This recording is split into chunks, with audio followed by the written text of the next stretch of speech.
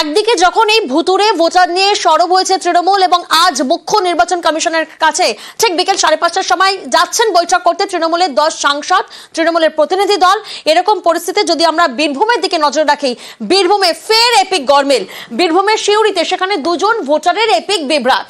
ধনঞ্জয় বাটি গ্রাম, একজন ভোটারের নামে কি রয়েছে হরিয়ানার এপিক, দেখুন আপনারা।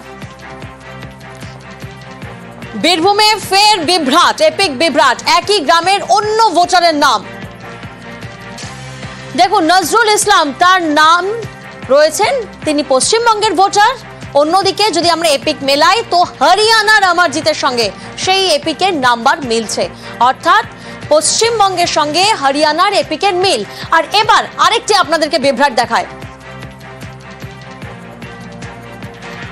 কুলসুমা খাতুন, দেখুন কুলসুমা খাতুন তিনি পশ্চিমবঙ্গের ভোটার, আর তার এপিক নাম্বার যখন মেলানো হচ্ছে, বিভ্রাটটা কোথায় তৈরি হচ্ছে?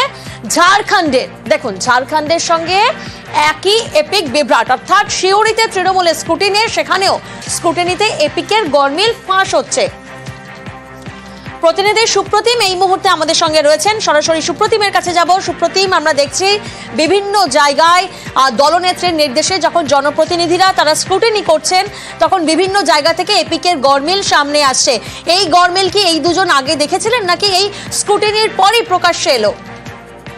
দেখুন, সিউড়ির 2 নম্বর ব্লকের যে ধনঞ্জয় বাটি গ্রাম, যেটা সাঁইথিয়া বিধানসভার মধ্যে পড়ে, সেখানে তৃণমূল নেতাকর্মীরা যখন স্ক্রুটিনি করে তখনই কিন্তু এই ঘটনা প্রকাশ্যে এলো।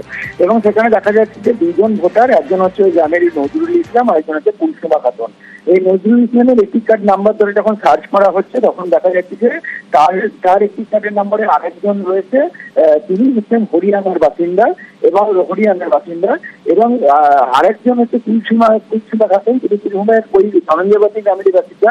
তার এপিক নাম্বার যখন সার্চ করা যাচ্ছে, কুলসুমা খাতুনের নাম দেখাচ্ছে ঝাড়খণ্ডের জামতারা জেলার নলা এলাকায়। তবে এই যে ঘটনা, এতে কিন্তু 2 জন ভোটারই বেশ আতঙ্কে, কারণ তারা যেটা বলতে চাইছেন, যেহেতু নির্বাচন কমিশন বলেছে সব ঠিক করে দেবে, সেক্ষেত্রে যদি হরিয়ানার বা ঝাড়খণ্ডেরটা যদি ঠিক হয়ে যায়, তাহলে কিন্তু এরা বাতিল ভোটার বলে গণ্য হবে।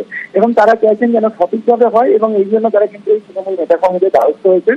যদিও তারা জানিয়েছেন যে তাদেরকে আশ্বস্ত করেছে যে সবটাই ঠিক হয়ে যাবে, তবে যথেষ্ট আতঙ্কে কিন্তু রয়েছে এই 2 জন ভোটার। বেশ, আমার নামে এই ভোটার কার্ডে আর একটা ভোটার কার্ড হরিয়ানাতে হয়েছে, কিন্তু আমি চাই যে এই আমার নামেই থাকুক, আর এই যে ডুপ্লিকেট যারা বানিয়েছে তাই সেটা যেন না হয়, সেটা যেন সংশোধন হয়। অনেক সময় দেখায় যে ওটাই জেনুইন করিয়ে দিল, আমিও ডুপ্লিকেট হয়ে যেতে পারি, তো তাই চাই যে যেটা অরিজিনাল আমার নামে যেন এই ভোটার কার্ডের এই নাম্বারে যেন আর কোনো ভোটার কার্ড না থাকে। শুনে আমি আতঙ্কিত হলাম, এটার যেন সংশোধনের ব্যবস্থা হয়। হ্যাঁ, অন্য নামে, কিন্তু এপিক নাম্বারটা কি? 2টি ফেক ভোটার কার্ড ধরা পড়েছে।